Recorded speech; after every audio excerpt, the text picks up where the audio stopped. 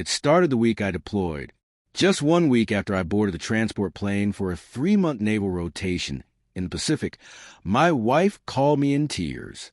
Not because something had happened to her, or because she was overwhelmed without me. No, she's tougher than most people I know. It was because of a woman named Linda, the HOA president of our so-called community. We lived in a quiet, cookie-cutter suburb just outside Norfolk, Virginia. Rows of identical homes with pristine lawns and 2-car garages. The kind of place that boasted about being a secure neighborhood with classic charm.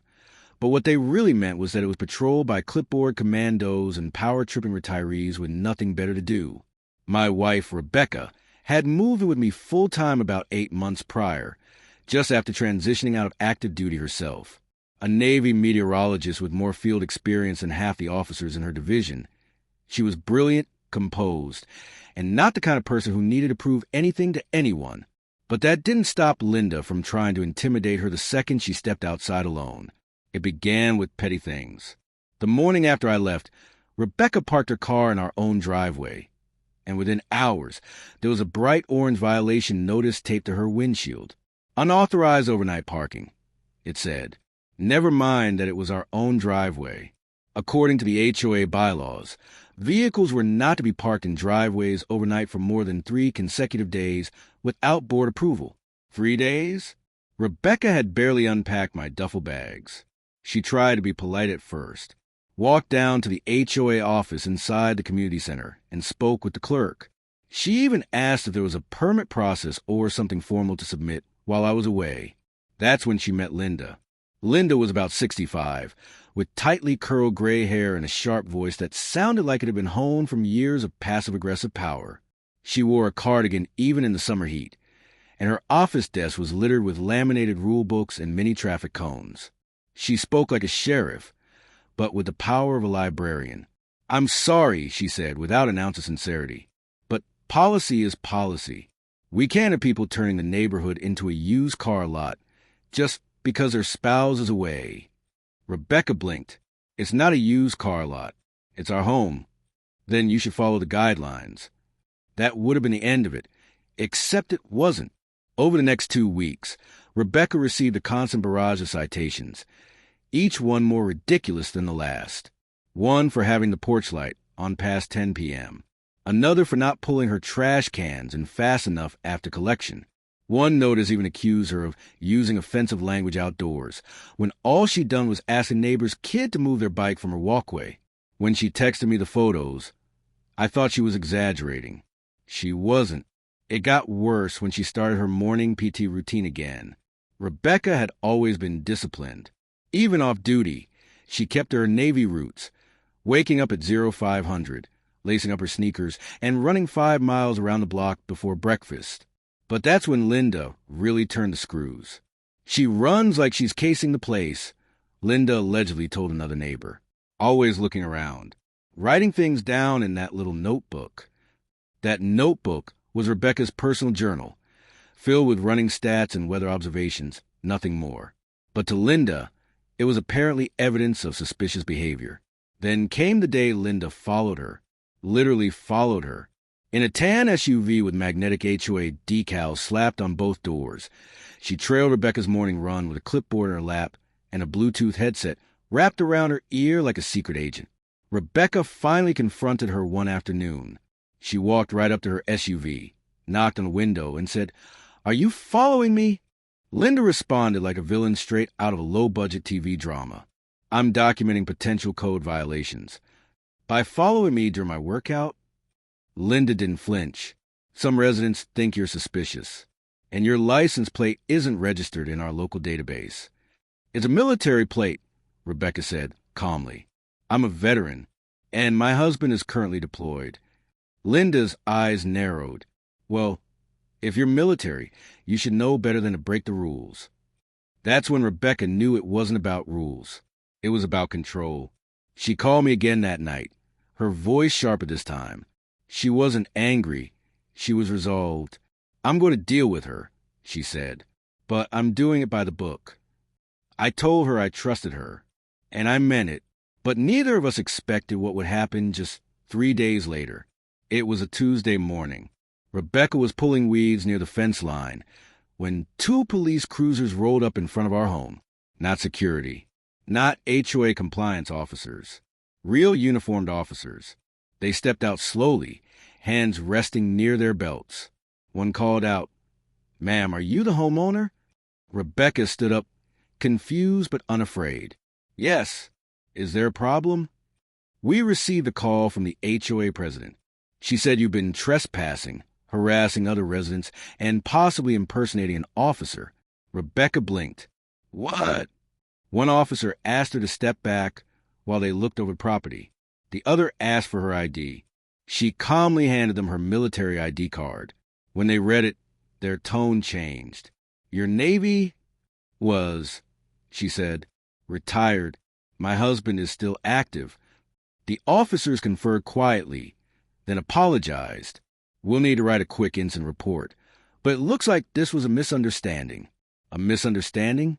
Rebecca didn't argue. She simply said, "You may want to ask your dispatcher who called this in." They did, and that's when everything started to unravel. The officers left without filing any charges. But Rebecca didn't let it go. She took screenshots of everything. Security cam footage. The call log. She began building a file, just like Linda had built one on her. I didn't know it yet, but when I returned home a month later, my wife would hand me a flash drive filled with evidence, a notarized complaint, and a list of names, neighbors who had been harassed by Linda over the years. And together, we were about to go nuclear. After the cops left that day, Rebecca didn't sleep, not because she was afraid, she wasn't built like that, but because she was angry, not furious, emotional anger, but something colder, strategic, focused. That's what her Navy training had taught her. Not to panic, not to escalate, but to collect data, track patterns, and prepare for response. A real one. So that's exactly what she did.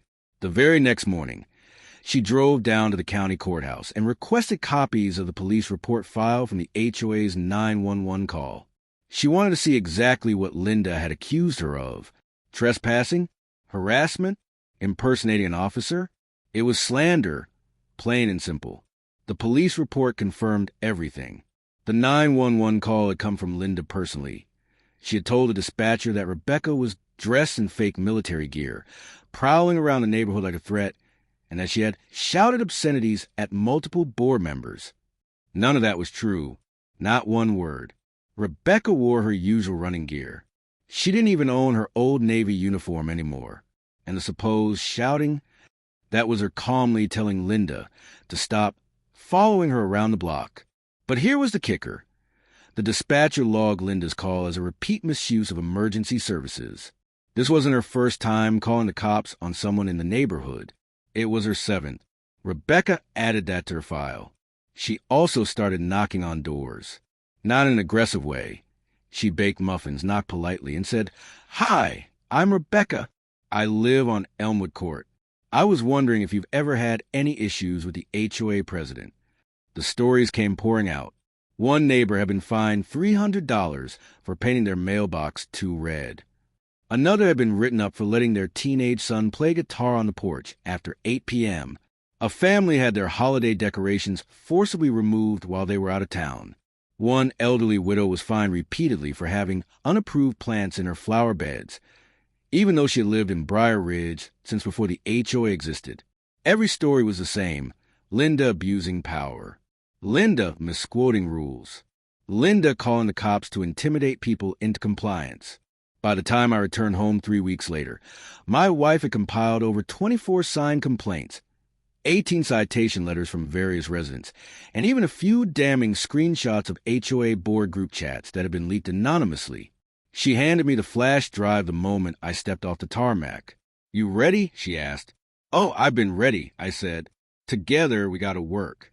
I may have been on deployment, but I hadn't been idle. From my bunk, I've been reading the entire HOA charter and researching our legal rights as homeowners. The HOA might have bylaws, but they weren't above state or federal law. And when you start filing false police reports, misusing 911, and discriminating against a decorated military veteran, you cross a legal line. So we scheduled a meeting, not with the HOA board, but with a local civil rights attorney who specialized in HOA abuse. The moment he saw the 911 transcript and the security footage of Rebecca calmly weeding her garden when the cops arrived, he looked up and said, "You have a case." "Against Linda?" Rebecca asked. "Against the HOA board, the HOA itself, and her personally. This is targeted harassment." Within days, the attorney helped us draft a formal cease and desist letter naming Linda, the HOA board, and any affiliated members complicit in harassment. The letter demanded they cease all contact with Rebecca immediately, remove all fabricated citations from her record, issue a written apology, and schedule a public hearing to address misconduct. We mailed it via certified courier and posted a copy to the neighborhood Facebook group, along with a link to a public Dropbox folder titled Briar Ridge HOA Abuse, the receipts. The folder contained every piece of evidence my wife had gathered, every citation, every false accusation, every call record. It even included audio recordings of neighbors recalling incidents where Linda made discriminatory remarks about military families, bringing an aggressive culture to the peaceful suburb. The post exploded. Within 24 hours, the Facebook group had over 400 comments. Most were in support of Rebecca. A few tried to defend Linda. But even those comments were drowned out by residents who had finally found their voice. That weekend, Rebecca received over a dozen thank you cards. One came with homemade brownies and a handwritten note that read, "I've waited 3 years for someone to stand up to her. You're the bravest woman in this entire neighborhood." But Linda, she wasn't done. On Monday, we found a new violation letter posted to our front door.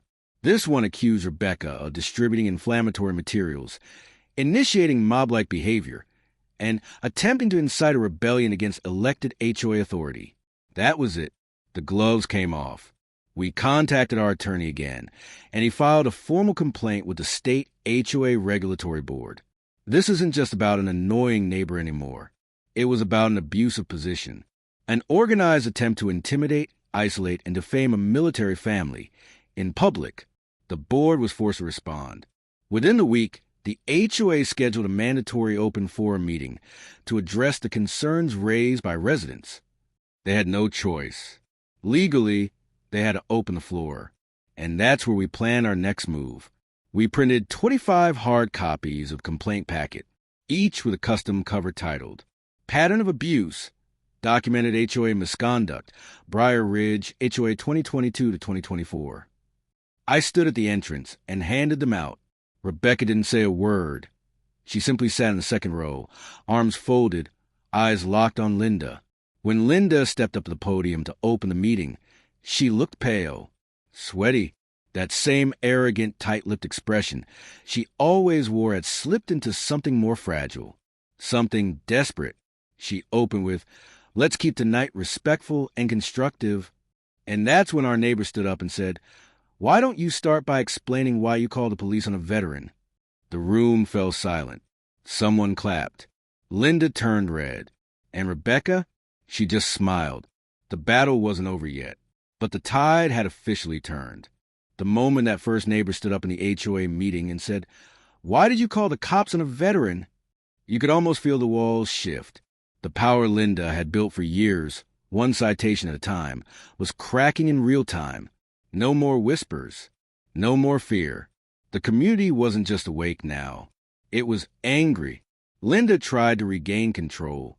She pounded her little wooden gavel like she was still the queen of this cul-de-sac castle. "Let's maintain order," she said, her voice cracking slightly. "This is a homeowner's discussion, not a courtroom." But nobody was listening anymore. The next person to stand was an older man in the back. Vietnam vet hat, American flag patch on his denim jacket. He spoke with a calm, stern voice. "My grandson was fined last year for flying a Marine Corps flag in our yard," he said. "You remember that?" Linda fidgeted. "There are regulations about flagpoles." "No, you said it violated height guidelines. That's what you told me. That flag was for my son. He died in Afghanistan. You fined me for honoring him." The room fell quiet. Even the board members glanced uncomfortably at each other. Someone near the entrance said, "That's disgraceful." And like that, it snowballed. A young mother stood next. She described how Linda fined her $250 for leaving a stroller out on the porch. A college student told how she got warned for improper laundry drying after hanging one towel over her railing.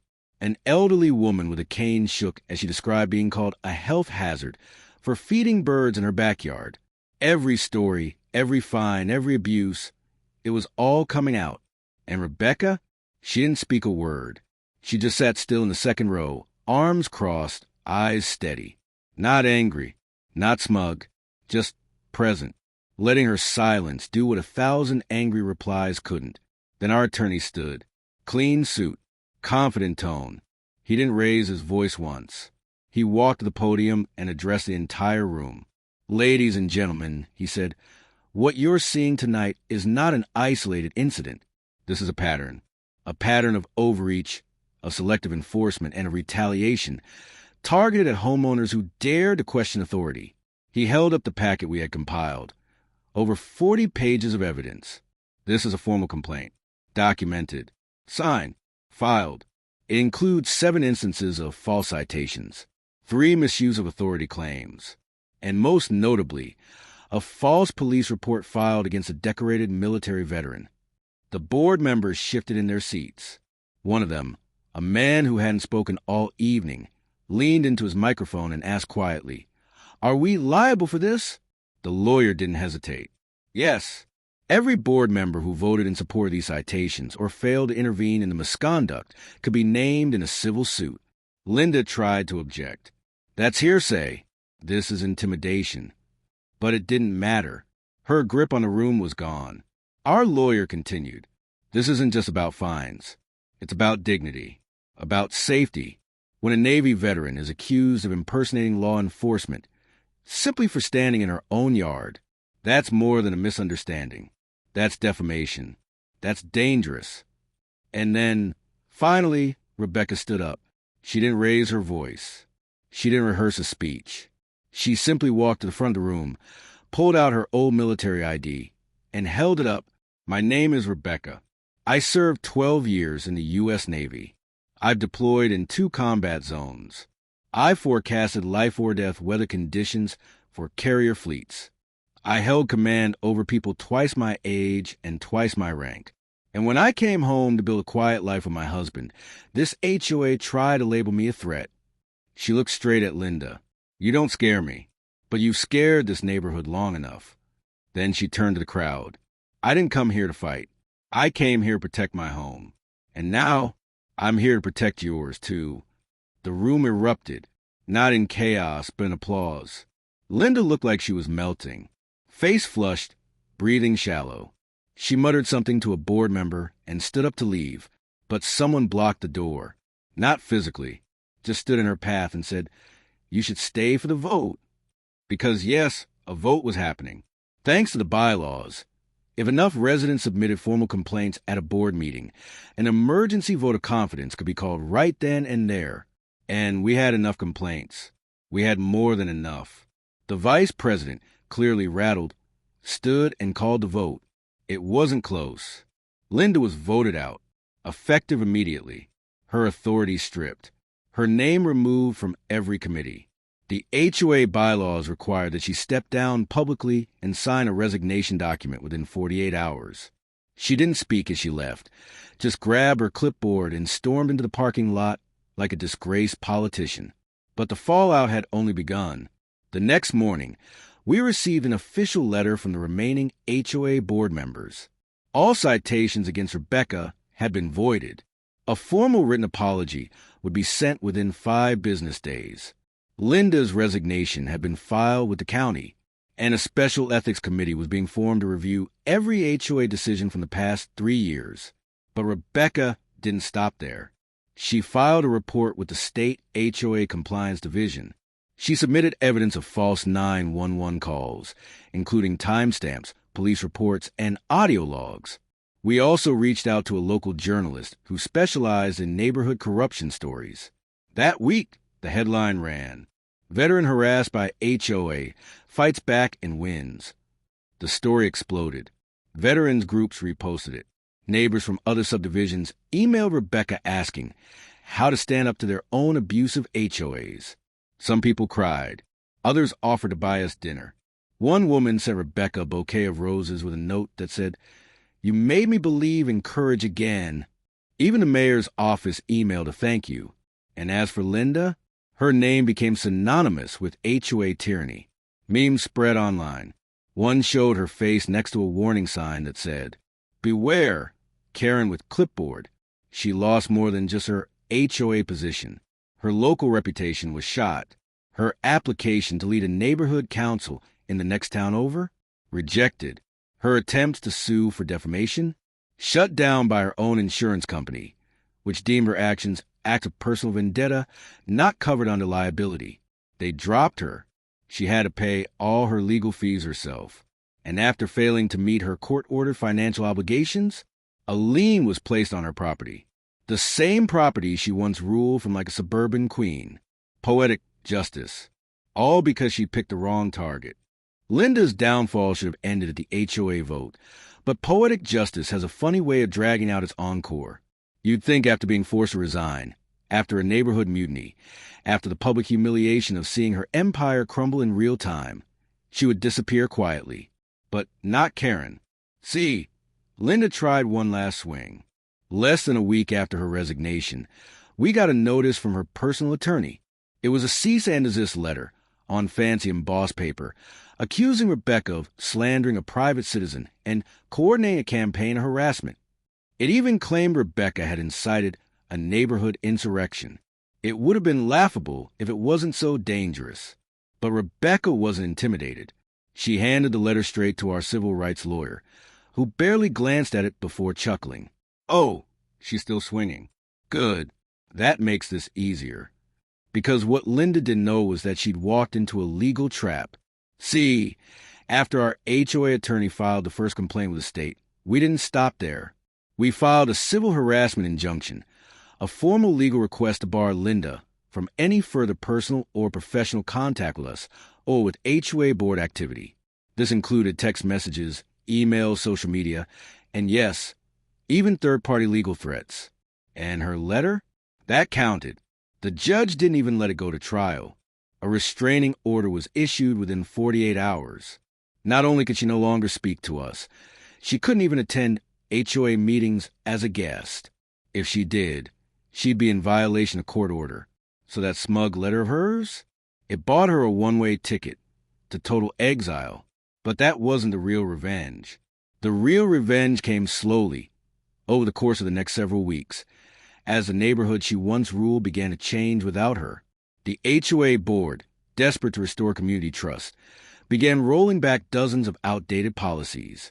The overnight parking restrictions? Gone. The anti-flagpole rule? Overturned. The trash bin fines? Eliminated entirely. Citations could now be challenged through a fair process, with actual homeowners voting on them, not just a clipboard tyrant handing out penalties from behind a window. They even hosted a Community Appreciation Day, where veterans and first responders were honored at the clubhouse. Guess who got asked to speak? Rebecca. She didn't want to at first. "I didn't do this for applause," she said, but the community needed it.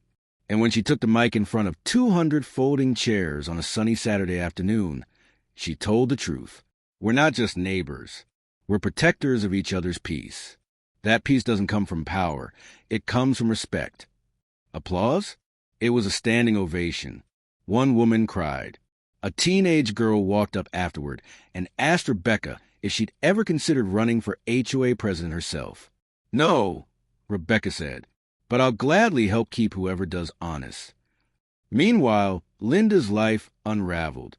Her attempts to sue multiple neighbors for emotional damages dismissed. Her reputation on the county council destroyed. Even her real estate license, which we later found out she'd used for side business in the area, was revoked after the civil complaint went public. The final blow came when a local news outlet did a follow-up story. The headline? HOA tyrant barred after harassing Navy veteran. The fallout of one woman's reign. The story went viral, again, and not just locally. Veteran forums reposted it. Reddit communities ripped her apart. The YouTube version? It hit 100,000 views in 3 days. The irony? She always wanted attention, and now she had it. As for our home, peaceful, calmer than it had been in years. People waved more. Kids played longer. The man down the street, who once kept to himself, invited us to his barbecue. "Wouldn't have thrown this if you two hadn't cleared the air," he said, flipping burgers. And then one day, it came full circle. I was walking down to check the mailbox when I spotted a familiar tan SUV, faded decals scraped off the sides, parked near the edge of the neighborhood. Linda, sitting in the driver's seat, just watching. She wasn't allowed to be there, but she hadn't stepped out. She was technically just parked, silent, like a ghost. She watched Rebecca watering the garden. Rebecca didn't even look her way. She just turned the hose off, pulled out a pair of pruning shears, and walked inside. That was it. Linda put the car in drive and left. It's been nearly a year since then. Linda's house eventually went up for sale. No open house. No goodbye letters. Just a generic listing with a steep price and no offers. Word gets around fast in small communities, and no one wants to buy the home of the most hated woman in town. Meanwhile, the HOA restructured. New leadership. Transparent policies. Community votes held quarterly. People laugh again at meetings. They argue, sure, but now they argue with fairness, with voices that matter. And Rebecca? She didn't run for president. She didn't need to. Her revenge wasn't about power. It was about peace. She got it. The woman who tried to break her spirit ended up breaking her own reputation, her standing, her influence, and ultimately, her future. And the best part? Rebecca never lifted a weapon, never raised her voice. She fought with facts, community, and integrity. And in the end, the entire neighborhood followed her lead. 6 months later, I was sitting on the porch, coffee in hand, watching the sunrise settle over the neighborhood, when I saw a moving truck backing into what used to be Linda's driveway. No fanfare, no family helping her pack, no farewell wave from neighbors. Just a team of professional movers hauling out boxes, while the blinds in every nearby window seemed to twitch with curiosity. Linda didn't come out to supervise. She didn't even appear to be home. I almost felt sorry for her. Almost. Because if irony has a sense of humor, it showed up in what happened next. A week after her house finally sold, I received a letter in the mail. It was from the new homeowner, a Navy vet, 30 years in, retired Master Chief. Inside was a typed note. "Your wife's story made the rounds at the base. Didn't know this was the same neighborhood until I pulled up Zillow and saw the address. She's a damn legend. Figured I'd keep the tradition going. Don't worry. My wife runs marathons at 5 a.m., too. Hope you don't mind the noise. Semper Fi." And just like that, the circle was complete. Linda, who had once mocked military discipline, accused veterans of being aggressive, and used her position to harass anyone she couldn't control, had her home bought by the very kind of people she tried to purge from the neighborhood. Her past would live in that house long after she left it. Because every time someone walked by, they didn't call it the Johnson place or lot number 12. They called it the house that Karen lost. Back inside the community, things got even better. Rebecca was invited to serve on the newly created Ethics and Oversight Committee, a civilian watchdog group formed to ensure the HOA remained transparent and fair. She didn't hesitate. She accepted the role, but with one condition, that all decisions had to be posted publicly within 48 hours of a vote. They agreed. It wasn't long before the entire neighborhood began to transform. The culture shifted. Instead of living in fear of citations, residents felt empowered. Instead of hiding violations or whispering about fines, they posted questions in group chats like neighbors should. People planted new flowers. Kids chalked the sidewalks without fear. American flags went up on every third lawn, no longer seen as nuisances, but as the signs of the proud families who lived there. And the HOA board, they did something shocking. They issued a public apology letter, printed in the monthly newsletter, and signed by every active board member. To the residents of Briar Ridge, we recognize that recent years have fallen short of the community values we aim to uphold. We especially want to express our sincere regret to the Miller family for the inappropriate actions taken against them. Going forward, we are committed to transparency, integrity, and building trust with every resident. I showed the letter to Rebecca. She didn't gloat. She simply nodded, folded it up, and said, "That's a start." The irony of it all? Linda had always claimed to be protecting the neighborhood's values. She said she wanted peace, order, respect for rules. But the only time this neighborhood ever truly achieved peace was when she was gone. Her obsession with control had turned the HOA into a battlefield. Her paranoia had made even friendly neighbors into targets. But in trying to root out problems, she became the very threat she claimed to oppose. And the person she underestimated most, my wife, was the one who restored the very order Linda claimed to protect, not with rage, not with power trips, but with resilient strategy and quiet strength. That's the irony Linda will never understand. That a Navy veteran, the same woman she tried to paint as aggressive and unstable, was the only person strong enough to fix the mess she left behind. We still live in Briar Ridge. The front yard looks different now. More flowers, fewer restriction signs, more American flags. No more patrol cars rolling by every time someone dares to walk their dog after dark. Rebecca still runs at 5 a.m. She waves to every neighbor she passes. And now, they wave back with genuine smiles, not the nervous nods they used to give. Sometimes, she gets stopped mid-run by a neighbor offering fresh coffee or a thank you note. One elderly man even made her a wooden plaque for our porch.